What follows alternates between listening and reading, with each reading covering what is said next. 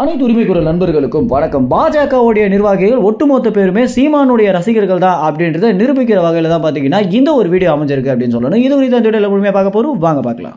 எப்படியாச்சும் சீமானை கவுத்துட்டு அந்த ஒரு இடத்திற்கு நம்ம வந்துடணும் அப்படின்னு அண்ணாமலை பார்த்தீங்கன்னா துடிச்சிட்டு இருக்காரு அப்படின்னு தான் சொல்லி ஆகணும். ஏற்கனவே பாஜகவுடைய மிக முக்கிய உத்தரவே என்ன அப்படின்னு பார்த்தீங்கன்னா, நாம் தமிழ் கட்சியை தமிழ்நாட்டிலிருந்து அப்புறப்படுத்திட்டு அந்த ஒரு இடத்துல நம்ம உட்காரணும் அப்படின்னு அண்ணாமலைக்கு பார்த்தீங்கன்னா ஏகப்பட்ட கட்டளைகளை பார்த்தீங்கன்னா அமித்ஷாவும் மோடியும் கொடுத்துருக்காங்க. ஒவ்வொரு வாட்டி தமிழ்நாடுக்கு வரும்போதும் தமிழ்நாட்டில் நாம் தமிழ் கட்சிக்கு இருக்கக்கூடிய ஆதரவை பார்த்து ரொம்பவே கடுப்பாகி போயிட்டு இருக்காரு மோடி அப்படின்னு தெரிய வந்திருக்கு.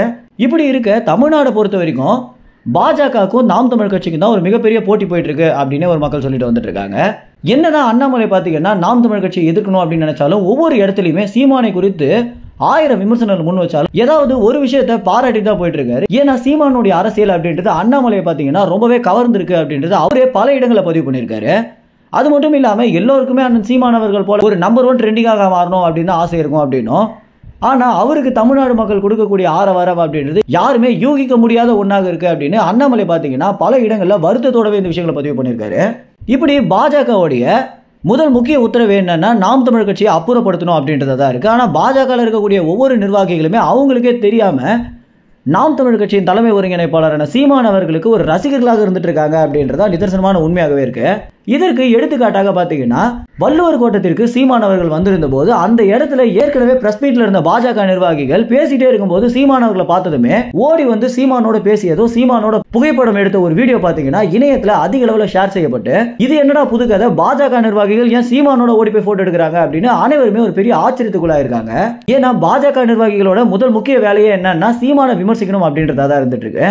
அப்படி சீமானை விமர்சிச்சு பேசிட்டு இருக்கும் போது சீமான் வந்ததுமே ஓடி போய் அவங்க போட்டோ எடுத்திருக்காங்க அப்படின்னா அவங்களுக்கே தெரியாம அவங்க சீமானுடைய ரசிகர்களாக தான் இருக்காங்க அப்படின்றதுதான் இந்த ஒரு வீடியோக்கு கீழே அதிகமான மக்கள் கமெண்ட் பண்ணியிருக்காங்க.